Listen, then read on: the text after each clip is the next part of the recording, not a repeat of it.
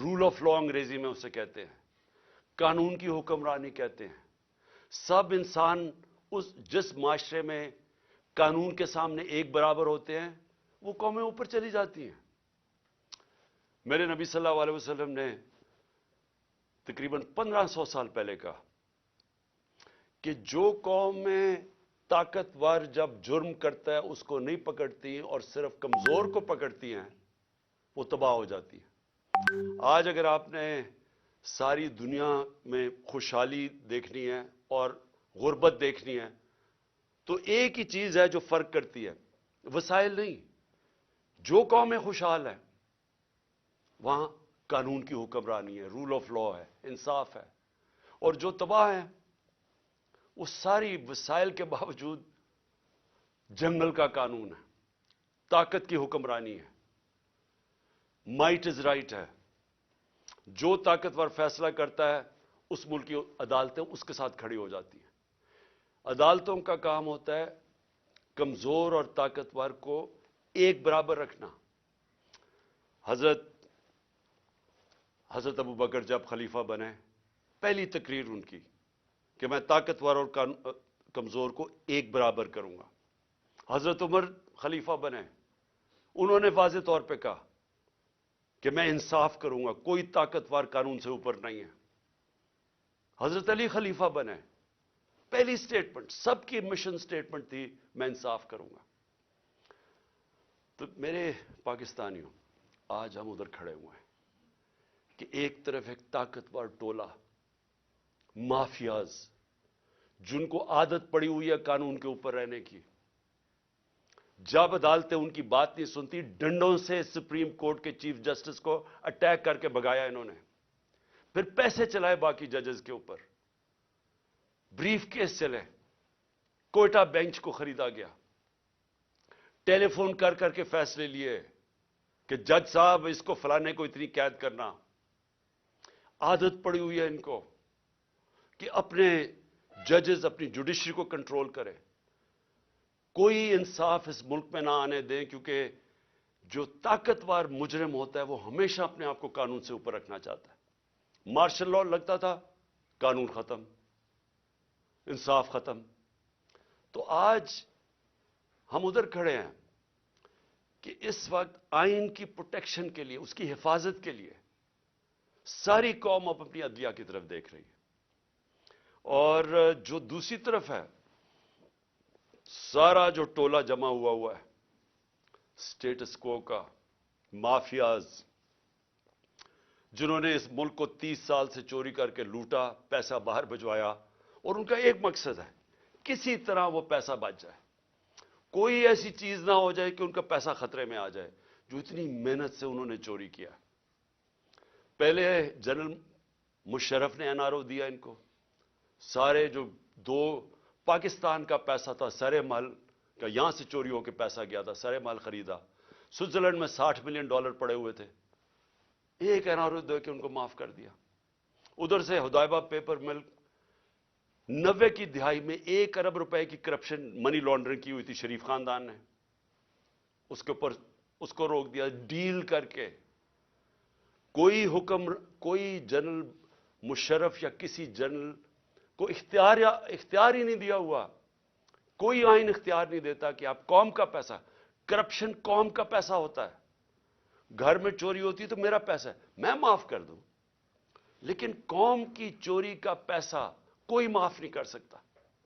لیکن یہاں ہوا، وہی صاحب اقتدار، وہی مافیاز قانون کے اوپر آ گئے، اور میرے سارے 3 سال لگے رہے کہ جی ہمیں این آر او دو، جب وہ بلیک میل کریں کہ جی این آر او دو، اور بدقسمتی سے ان کو این آر او ملا، جنرل باجوہ نے ان کو این آر او دیا، اور اب ان کو مشکل پڑی ہوئی ہے کہ کسی نہ کسی طرح اس این آر او کو اب بچایا جائے، اور ان کو خطرہ صرف ایک آدمی سے ہے اور اس کی پارٹی سے، عمران خان اور تحریک انصاف سے۔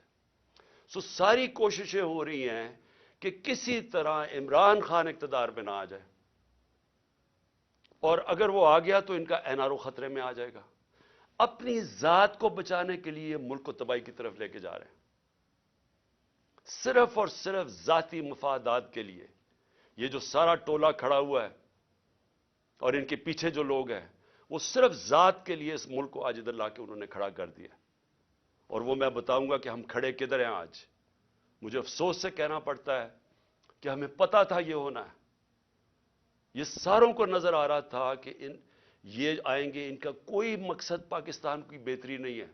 نہیں تو 30 سال ان دونوں خاندانوں نے باریاں لی ہیں, پاکستان تو بنگلہ دیش کے بھی پیچھے چلا گیا. تو اب انہوں نے کیسے ٹھیک کرنا تھا؟ تو سب کو پتا تھا یہ کیوں آ رہے ہیں, اور ان کو اوپر جب مسلط کیا گیا, اور اس کے اوپر میں بعد میں آتا ہوں.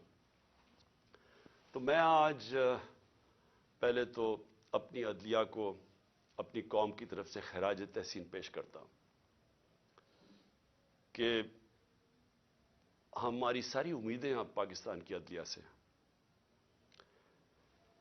بدقسمتی سے ماضی میں ہماری جو عدلیہ کا رول رہا ہے, مجھے افسوس سے کہنا پڑتا ہے کہ وہ طاقتور کے ساتھ کھڑی ہو جاتی تھی.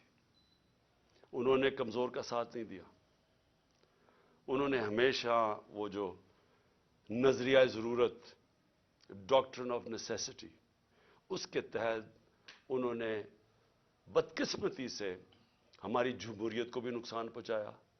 کہ جدھر رول آف لا نہیں ہے, جدھر قانون کی حکمرانی نہیں ہے, وہاں جمہوریت نہیں ہے. کوئی یہ نہ سمجھے کہ جدھر جنگل کا قانون ہے وہاں جمہوریت آئے گی. ہو ہی نہیں سکتا.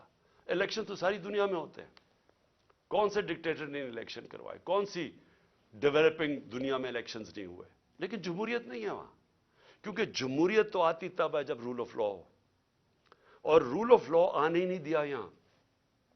مارشل لا لگتا تھا, ویسے ہی ڈاکٹرن آف نیسیسٹی, نظریہ ضرورت آ جاتی تھی. اور نہیں تو جب یہ دو جماعتیں آئی ہیں, انہوں نے اپنے آپ کو قانون کے اوپر رکھنا تھا, تو انہوں نے بھی عدلیہ کے نظام کو چینج کیا. جو ڈنڈے مار کے چیف جسٹس سجاد علی شاہ کو اس کے اٹیک کیا سپریم کورٹ کو, وہ ایک جمہوری حکومت نے کیا تھا, مارشل لا نے نہیں کیا. ان کو اتنا خوف تھا آزاد عدلیہ سے, کیونکہ یہ جب چوری کرتے ہیں تو یہ دیکھ ہی نہیں سکتے کہ اس ملک کی عدلیہ آزاد ہو جائے, کیونکہ چوری پکڑی جائے گی. اور وہی سجاد علی شاہ کر رہے تھے, جسٹس سجاد علی شاہ. اور انہوں نے اس کو اٹیک کر کے ہٹایا گیا. ججز خریدے, بغاوت کروائی سپریم کورٹ میں, صرف اپنی چوری بچانے کے لیے. اور آج بھی ہم وہاں کھڑے ہیں کہ یہ پورا ہماری عدلیہ کے اوپر زور لگا رہے ہیں. ہر قسم کا اب یہ بلیک میل کریں گے. ہر قسم کی ان کی ایک ہی کوشش ہوگی کہ پاکستان کی عدلیہ پھر ان طاقتور کا, ان چوروں کا ساتھ دے. اور اس کے لیے یہ بلیک میل کر رہے ہیں. اور ہر قسم کی, میں اپنی قوم کو کہنا چاہتا ہوں, تیاری کریں آپ. انہوں نے ہر قسم کا پریشر ڈالنا ہے عدلیہ پہ, جو انہوں نے ماضی میں کیا. اور انہوں نے ہر قسم کی کوشش کرنی ہے کہ پاکستان کا آئین جو واضح طریقے سے کہتا ہے کہ 90 دن کے آگے الیکشن نہیں جا سکتی. 90 دن کے بعد یہ دو کیئر ٹیکر گورنمنٹس, ان کے اوپر وائلیشن ہوگی آئین کی. ان کے اوپر یہ بالکل ان کا جو 900 کے ایک دن کے بعد, 90 کے ایک دن کے بعد, 90 دنوں کے بعد, ایک دن کے بعد یہ حکومتیں غیر آئینی ہو جائیں گی. ان کے کوئی آرڈرز نہیں سننے چاہیے کسی بھی بیوروکریٹس کو, کسی پولیس والے کو, کیونکہ قانون ان کو, آئین ان کو اجازت نہیں دیتا. تو جو اس ملک کی, میں قوم کو صرف آج سب سے پہلے تو یہ بتانا چاہتا ہوں کہ اپنی عدلیہ کے ساتھ ہم نے کھڑے ہونا ہے. ان کو ہماری ضرورت پڑے گی, کیونکہ ابھی سے ہی ان کے خلاف سٹیٹمنٹس آنی شروع ہو گئی ہیں. ان کو پریشر ڈالنے کی کوشش کی گئی ہے. جبکہ آئین واضح ہے, اس کے باوجود یہ کہنا یہ کوشش کر رہے ہیں. اور یہ جو دو مافیا فیملیز اس ملک پر مسلط ہوئی ہیں, یہ سارا وقت ان کا یہ نہیں کہتی, ان کو شرم بھی نہیں آتی یہ کہتے ہوئے. یہ اصل میں یہ کہتے ہیں کہ ہم قانون سے اوپر ہیں. نواز شریف کہتے ہیں میرے سے بڑا ظلم ہوا ہے, مجھے نکالا گیا. 1.5 سال اس کے اوپر تفتیش کی گئی سپریم کورٹ, اس کے بعد جے آئی ٹی, اس کے بعد ثابت ہوا اس کی کرپشن کا کہ 4 لندن میں بڑے بڑے فلیٹ جو پینما کے انکشاف میں سامنے آئے تھے, جو کسی ہم نے نہیں نکالے. انٹرنیشنلی ان کو اللہ کی پکڑ تھی, ان کے فلیٹ سامنے آ گئے جو ہمیشہ کہتے تھے ہمارے نہیں, ماننے پڑے ہمارے ہیں. اور عدالت میں بتا ہی نہیں سکے کہ پیسہ کدھر سے آیا. تو اس کے بعد جب عدالت نے ان کے خلاف فیصلہ کیا تو یہ نہیں کہ ابھی تک ثابت نہیں کر سکے کہ کدھر سے منی ٹریل گئی اس ملک سے پیسہ یہ فلیٹ خریدنے کو. ایک ڈاکیومنٹ نہیں دے سکے ثابت کرنے کے لیے. لیکن وہ کہہ یہ رہے ہیں کہ جرت کیسے پڑ گئی کسی کے ہمارے اوپر کیس کرنے کی, عدالتوں کو کیسے جرت پڑ گئی ہمارے خلاف فیصلہ کرنے کی. یہ اصل میں یہ کہہ رہے ہیں, اور ابھی بھی یہ کوششیں کریں گے کیونکہ الیکشن سے یہ ڈرے ہوئے ہیں, عوام سے ڈرتے ہیں. پہلے کہتے جی ووٹ کو عزت دو, بڑی کیمپین کی ووٹ کو عزت کو. ہم جب پاور میں تھے الیکشنز کرواؤ, 3.5 سال میں سنتا رہا جی الیکشنز کرواؤ, اور اب الیکشن سے بھاگ رہے ہیں کیونکہ یہ تب الیکشنز کروائیں گے. سب سے پہلے عمران خان کو ڈسکوالیفائی کرو, عمران خان کو جیل میں ڈالو. یہ نواز شریف کی شرائط ہیں. اس کو وہ لیول پلینگ فیلڈ کہتا ہے.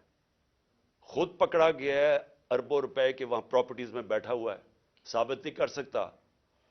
عدالتوں سے جیل سے باہر بھاگا ہوا ہے جھوٹ کے اوپر. یہ شہباز شریف نے جعلی ایفیڈیوٹ دیا ہوا ہے لاہور ہائی کورٹ کو, کوئی شرم نہیں ہے اس کی. لیکن عمران خان کو جیل میں ڈالو, ڈسکوالیفائی کرو. تحریک انصاف کے لوگوں کو پکڑ دھکڑ کرو. شرمناک رول ہے اس ملک کی الیکشن کمیشن کا. میں نے کبھی اس طرح کی بے شرم الیکشن کمیشن نہیں دیکھی. ہر فیصلہ کرتی ہے یہ نواز شریف سے حکم لے کے, ہر فیصلہ کرتی ہے ہینڈلر جو پیچھے کہتے ہیں. 2 جو کیئر ٹیکر گورنمنٹس بنائی ہیں انہوں نے, ہم نے اتنے نام بھی ویسے دیے جو کہ غیر جانبدار تھے. انہوں نے جان کے ان لوگوں کو اوپر بٹھایا ہے جو یہ لاہور کا چیف منسٹر بنایا ہے. اس کو بالکل جو سب سے بڑا دشمن تھا تحریک انصاف کو, اس کو اوپر بٹھا دیا. جیسے آفیسرز پوائنٹ کر رہے ہیں جو یہ جو پولیس والوں کو رکھا گیا جنہوں نے ہمارے پہ تشدد کیا, ان سب کو اوپر بٹھا دیا. تو ہمارے اوپر کیسز کرو, پارٹی کو توڑو. جب یہ سمجھیں گے کہ یہ بالکل گراؤنڈ تیار ہو گئی ہے ان کے لیے, تب یہ چاہتے ہیں الیکشن کرواؤ. اس لیے بھاگ رہے ہیں الیکشن سے.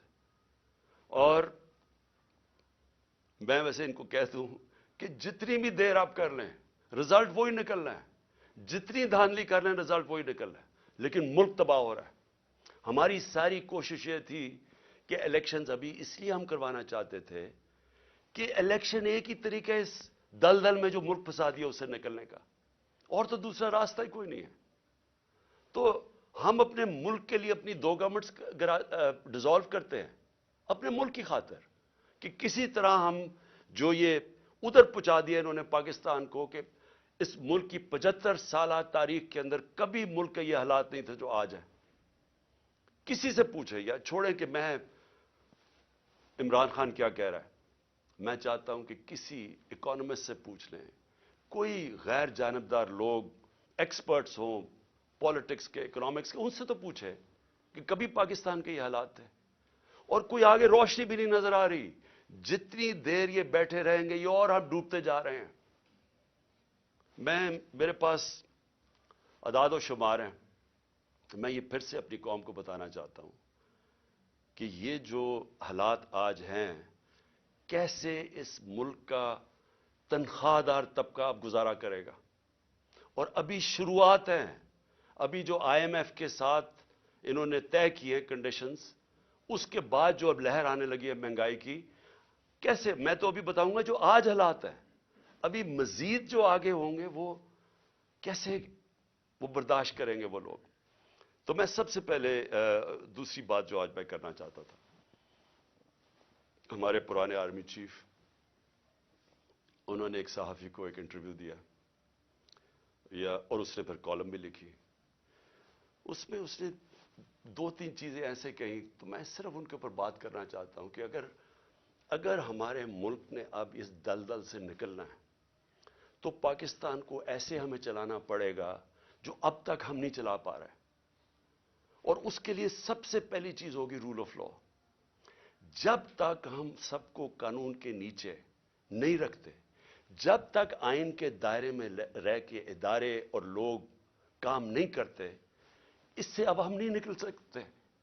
میں پھر سے کہہ رہا ہوں, ایک ہے نعمتوں کا راستہ, وہ بالکل مختلف ہے. ایک ہے تباہی کا راستہ, اس طرف ہم نکلے ہوئے ہیں.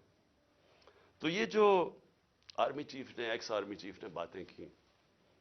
سب سے پہلے تو مجھے حیرت ہوئی کہ اس نے کہا جی عمران خان ملک کو تباہی کی طرف لے کے جا رہا تھا. میں نے عمران خان سے ملک کو بچانا تھا تو تسلیم کر لیا کہ اس نے فیصلہ کیا تھا گورنمنٹ گرانے کا، جو میں اور ساری قوم کو ویسے ہی پتا ہے. لوگوں کو تو اب سوشل میڈیا کا زمانہ ہے. وہ آخری رات جس دن میں نے کہا تھا کہ کوئی رہ تو نہیں گیا، تو اس دن رات کو تو سب قوم کو پتا چل گیا تھا کہ کون تھا پیچھے اس کے. وہ ارشد شریف شہید نے بڑی زبردست بات کی، وہ کون تھا تو سب کو پتا تھا وہ کون تھا. لیکن یہ نہیں میں سوچ رہا تھا کہ وہ تسلیم ہی کر جائے گا کہ وہ میں تھا. اور اس نے کہا کہ بڑے برے حالات تھے پاکستان کے اور تباہی کی طرف جا رہا تھا. تو پہلے تو اس نے اکانومی کی طرف کہا، پھر اس نے فورن پالیسی کی طرف کہا کہ امریکہ بڑا ناراض تھا، امریکہ خوش نہیں تھا عمران خان سے، اور فورن پالیسی کا بھی وہ ایکسپرٹ تھا. پھر اس نے سیاست کی بھی کوئی باتیں کی، بڑا لمبی بات چیت کی. پھر وہ شوکت ترین کے اوپر کہہ دیا کہ اس نے اکانومی تباہ کر دی. تو اکانومی کا بھی ایکسپرٹ، پالیٹکس کا بھی ایکسپرٹ، فورن پالیسی کا بھی ایکسپرٹ وہ. دیکھیں یہ آگے جو میں اب ملک کو آگے کا سوچ رہا ہوں نا کہ ملک آگے کیسے بڑھے گا. دیکھیں یہ ایک آدمی کے پاس جب اتنی زیادہ پاور آ جاتی ہے، جو پاور اس جنرل باجوہ کے پاس تھی کہ سپر کنگ تھا، سب کے اوپر بیٹھا ہوا تھا، سارے فیصلے اس کے. گورنمنٹ تب تک ٹھیک، یعنی گورنمنٹ کے کام تب تک ہوتے تھے جب تک جنرل باجوہ فیصلہ کرے کہ ہاں یہ ٹھیک ہے. لیکن اگر میں عمران خان کہہ رہے کہ اس ملک میں احتساب ہونا چاہیے، جو 30 سال سے ملک کو چوری کر رہے تھے، جن کے پرانے کیسز بنے ہوئے ہیں، سوائے شہباز شریف کے 2 ٹی ٹی کیس اور وہ جو اس کا ایف آئی اے میں مقصود چپڑاسی والا کیس تھا 16 ارب کا، اور ٹی ٹی کا 8 ارب، جو اوپن اینڈ شٹ کیسز تھے، ان کے علاوہ تو سارے پرانے کیسز تھے. لیکن جب باجوہ صاحب نے فیصلہ کر لیا کہ احتساب نہیں ہوگا، تو احتساب نہیں ہو سکتا، کیونکہ اس نے اس میں تسلیم بھی کر دیا کہ نیب کو بھی وہ کنٹرول کرتے تھے. سو نیب بھی ان کے ہاتھ میں تھی، تو اکاؤنٹیبلٹی اگر وہ نہیں فیصلہ کرتے تو نہیں ہو سکتی، کیونکہ سپر کنگ ہے وہاں بیٹھے ہوئے. اس سے کیا چیز سامنے آئی کہ ایک آدمی کو جب اتنی زیادہ پاور مل جائے لیکن اس کو کوئی پوچھنے والا نہیں ہے، کوئی چیک نہیں کر سکتا. تنقید تو عمران خان کی ہوتی تھی ہر دوسرے دن، ہر روز ٹی وی پہ گالیاں سن رہا ہوں، تنقید ہو رہی ہے. پنچنگ بیگ تو میں تھا، پاور وہ لے کے بیٹھے تھے. فیصلہ جو کرنا ہے وہ، اگر وہ فیصلہ میں کوئی پالیسی وہ مانتے تھے تو وہ ہو جاتی تھی. اور خوش قسمتی سے کرونا کے اوپر ہم ایک پیج پہ آ گئے، کیونکہ ہم نے بڑا فیصلہ کیا کہ سمارٹ لاک ڈاؤن ہونا. ہم اپنے لوگوں کو تباہی میں نہیں ڈالنے لگے، کیونکہ غریب نے کچھ لے جانا تھا. اگر ہم لاک ڈاؤن کر دیتے غریب نے مر جانا تھا. تو ہم نے بڑا فیصلہ کیا تھا، تو اس میں انہوں نے سپورٹ کی، تو وہ تو ٹھیک چلتا گیا، بلکہ بڑا اچھا کام ہوا. اور بھی کام تھے. میں بار بار کہتا ہوں کہ بڑا ایشو بن سکتا ہے پولیو کا پاکستان میں. اس کے اندر بارڈر ایریاز میں بہت مدد کی انہوں نے. پھر ٹڈی کا آ گیا تھا، وہ جو لوکسٹ کا تھا، مدد کی اس میں. لیکن جدھر فیصلہ کیا کہ احتساب نہیں ہونا، اور ان کے فیورٹ شہباز شریف تھا، آپ شہباز شریف کو کچھ نہیں کر سکتے تھے. اس کا جج کبھی آ جاتا تھا، ہم بھی حیران کہ کبھی آج جج بینچ ٹوٹ گیا تو پتہ ہی کچھ ہو گیا ہے، پھر شہباز کی کمر ٹھیک نہیں ہے. اوپن اینڈ شٹ کیس ہم نہیں پکڑ سکے، اور اس کو فیصلہ کیا ہوا تھا کہ پرائم منسٹر بنانا، اور فیصلہ کافی پہلے کا ہو گیا تھا. کہنے کا میرا مقصد یہ ہے کہ آج جدھر پاکستان کھڑا ہے، ذمہ دار تو وہ آدمی ہے جس نے یہ فیصلہ کیا کہ اب گورنمنٹ گرانی ہے، عمران بڑا خطرناک ہے.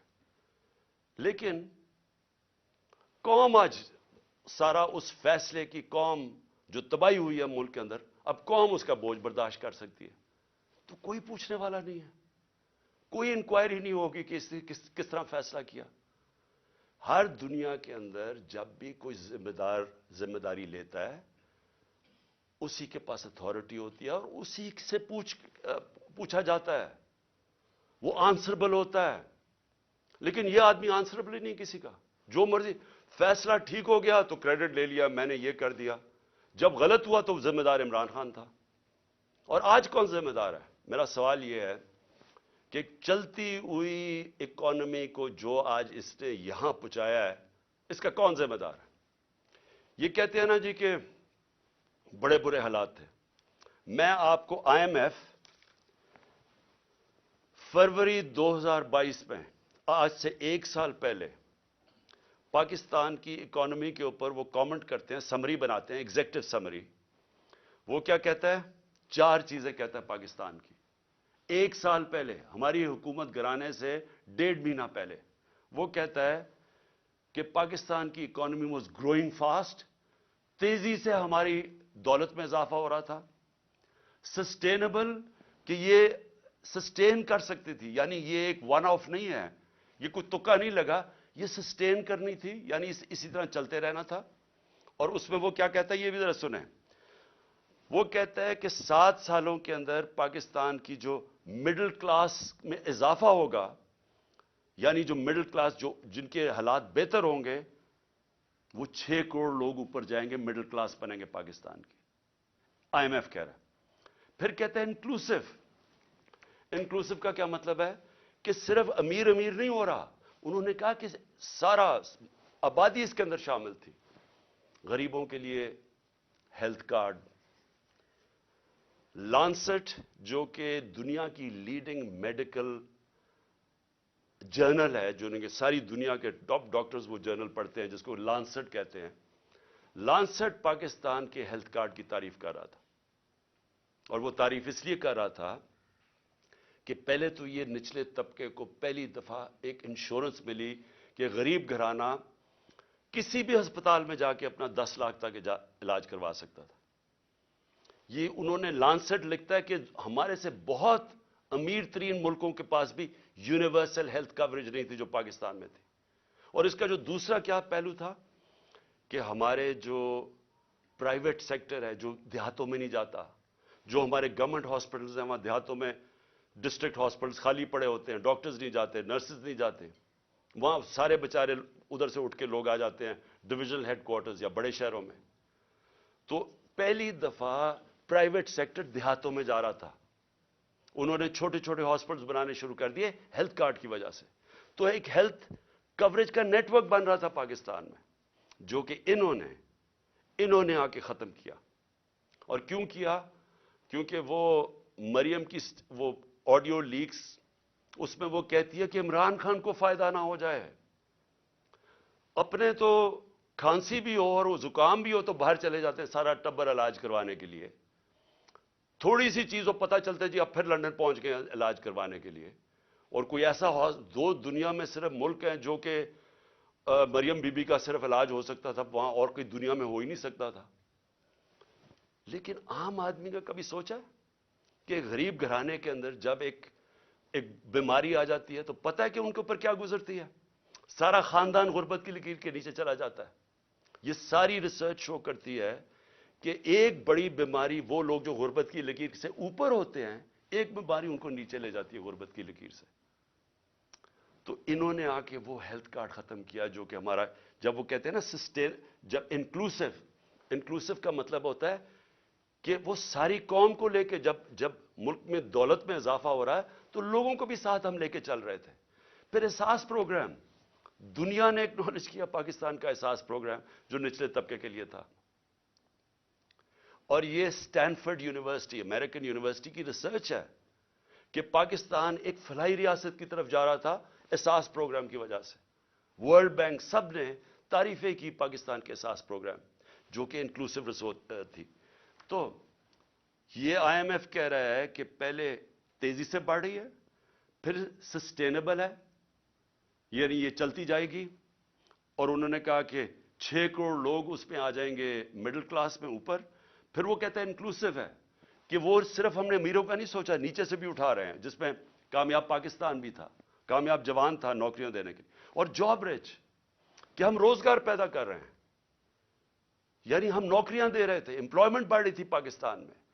فیصل آباد جیسی جگہ میں جدھر ہم جب 2018 میں آئے تھے تو لوگ اپنی فیکٹریاں بیچ کے ان کو ہاؤسنگ اسٹیٹ بنا رہے تھے, وہاں فیکٹریاں بند ہو رہی تھی. ہمارے دور میں 2022 کے اندر ٹیکسٹائل سیکٹر کہہ رہا تھا کہ ہمارے پاس مزدور کم پڑ گئے، ہمیں باہر سے مزدور لانے پڑتے ہیں۔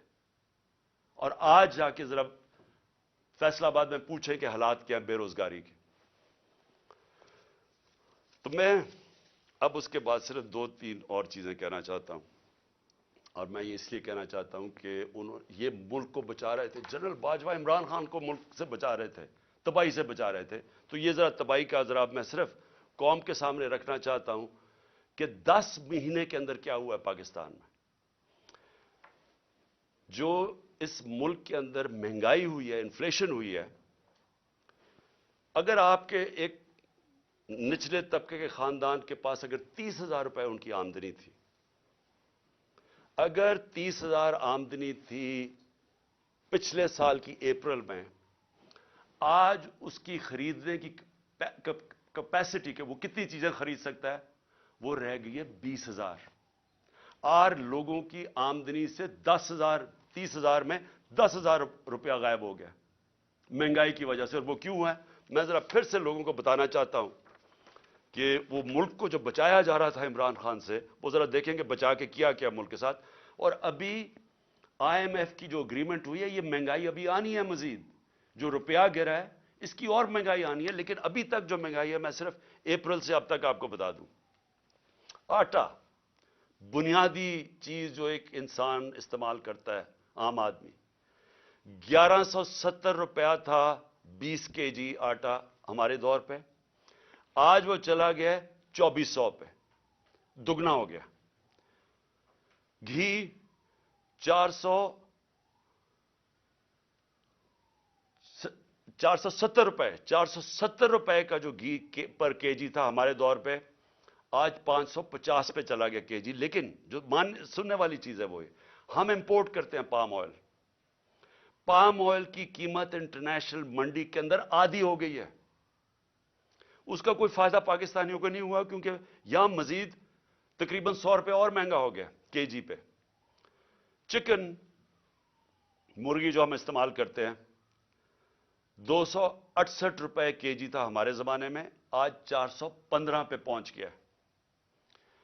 جو چاول 104 kg ہمارے زمانے میں تھا، 172 kg پہ پہنچ گیا۔ پیاز، جو عام آدمی پیاز اور روٹی کھانے والے لوگ ہیں، 62 روپے کلو تھا پیاز، آج پہنچ گیا 225 روپے کلو۔ دودھ، جو بچوں کے لیے بہت ضروری ہوتا ہے، بچوں کی ہڈیوں کے لیے، 117 روپے لیٹر تھا، آج 153 روپے لیٹر پہنچ گیا۔ جو عام آدمی استعمال کرتا ہے، کیونکہ گیس صرف جو پہنچائی جاتی ہے گھروں میں، وہ صرف 27% گھروں میں گیس پہنچائی جاتی ہے پائپ کے ذریعے، باقی لوگ سلنڈر استعمال کرتے ہیں۔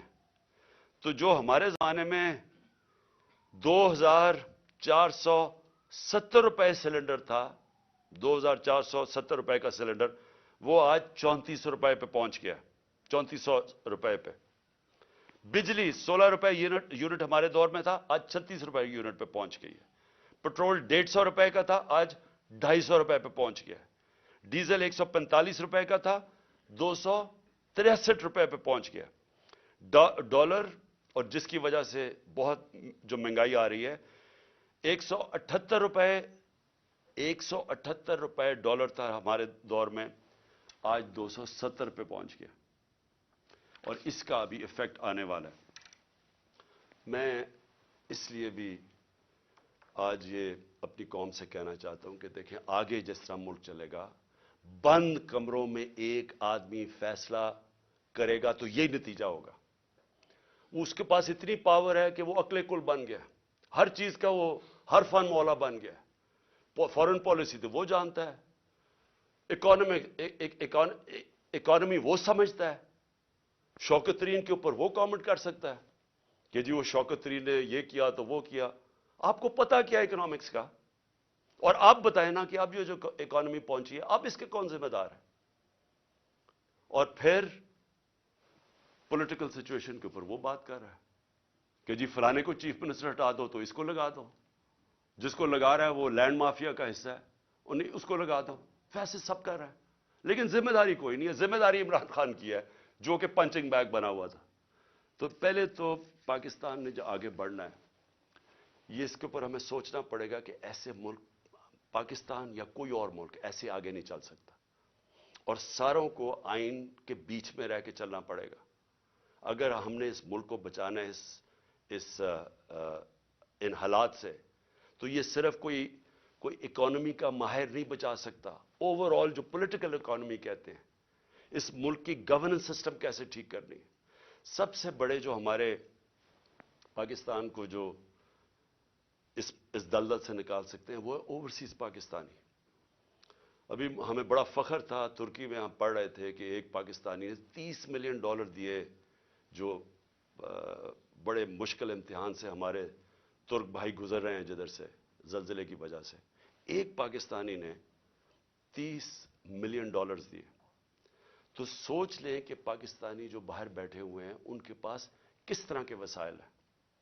मैं कई ऐसे पाकिस्तानी जानता हूं। अगर हम मुल्क का यहां माहौल, गवर्नेंस ठीक कर लें, यहां रूल ऑफ लॉ ले आएं, उनको इत्मीनान हो जाए हमारे इंसाफ के निज़ाम पे, कॉन्ट्रैक्ट एनफोर्समेंट, कि अगर वो सरमायाकारी करते हैं तो वो उनका कोई कब्जा नहीं हो जाएगा, उनके घरों पे कब्जा, फ्लैटों पे कब्जा, जिस तरह के प्लॉट्स पे कब्जा होता है, वो इत्मीनान की जरूरत है। और जिस वक्त हमने अपना निज़ाम ठीक कर लिया, वो अपनी इन्वेस्टमेंट लेके आएंगे।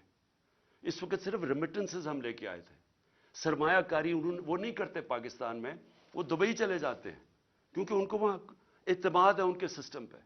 लेकिन पाकिस्तान से वो वहां नहीं करते क्योंकि इत्मीनान नहीं है। और इत्मीनान इसलिए नहीं है कि एक आदमी फैसला करके गवर्नमेंट गिरा देता है, एकदम पॉलिसीज चेंज हो जाती हैं।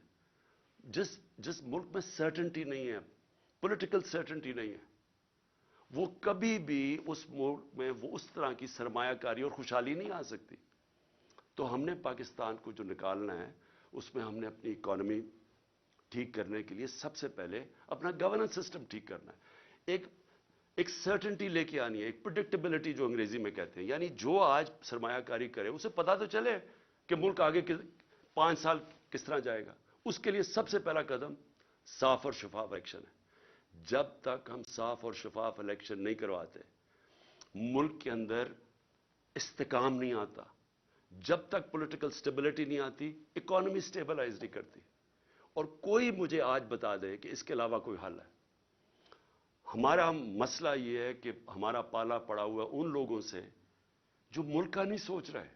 इनके पैसे बाहर पड़े हैं, इनकी अरबों डॉलर बाहर पड़े हैं। इनको कोई फिक्र नहीं है कि अगर पाकिस्तान नीचे जाता है तो इनको कोई नुकसान नहीं होता, क्योंकि इनके डॉलर तो ऊपर जा रहे हैं रुपए के मुकाबले में, इनको कोई फर्क नहीं पड़ता।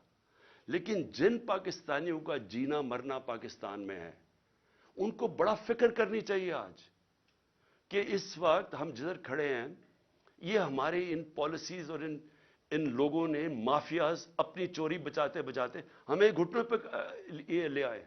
हमारे पास अब बार्गेनिंग पावर ही नहीं रह गई, हमारे पास वो ताकत ही नहीं रह गई कि हम कहें कि जी IMF को कहें ये चीज हम मानते, ये नहीं मानते। क्योंकि हम तो बिल्कुल उधर पहुंच गए हैं कि इन्होंने पहले कहा जी हम IMF को ये कर देंगे, हम डॉलर 200 से नीचे ले आएंगे रुपया, और आज किधर पहुंच गए? क्योंकि इनके पास कोई रोड मैप नहीं है। रोड मैप है, वो शुरू होगा साफ और शफाफ इलेक्शन से, जिससे ये लोग भाग रहे हैं और इनके पीछे जो लोग बैठे हैं वो भी अपने मफादात के लिए इससे बच रहे हैं। कौम को मैं आज कहना चाहता हूं कि देखें, ये असल में हकीकी आजादी की हमारी जद्दोजहद है। हम अपने मुल्क को कानून, इंसाफ दे के, फंडामेंटल लोगों को राइट्स दे के, रूल ऑफ लॉ करके आजाद करना चाहते हैं। वो आजादी तो आती है इंसाफ से, और वो तब होगी जब हम सब जद्दोजहद के लिए तैयार हों।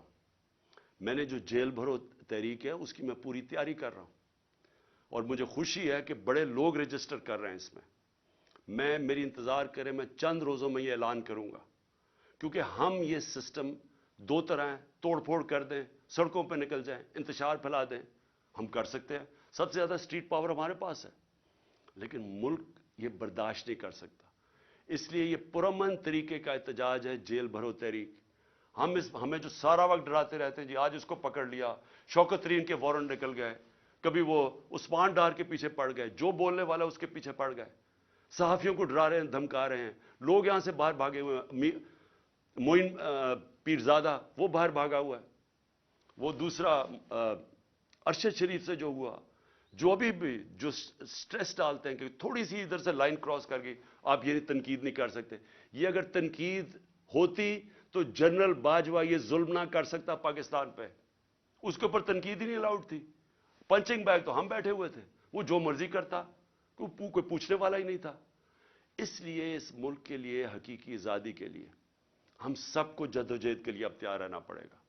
मैं आज सारे अपने पाकिस्तानियों को आखिर में कह रहा हूं, जो नौजवान ये सोच रहे हैं मुल्क छोड़ के जाने का, आप सबको कह रहा हूं, देखें भागने की कोई जगह नहीं है। जो कौमें जब तक अपनी आजादी के लिए नहीं लड़ती, जद्दोजहद नहीं करती, कोई उनको आजादी नहीं देता। जंजीरें गिरती नहीं हैं, तोड़नी पड़ती हैं। हम सबको तैयारी करनी चाहिए। और मैं फिर से अपने सारी पार्टी को, पाकिस्तानियों को कहना चाहता हूं, तैयारी करें जेल भरो तहरीक की। इंशाअल्लाह मैं चंद दिनों में इसकी अनाउंसमेंट करूंगा। पाकिस्तान जिंदाबाद।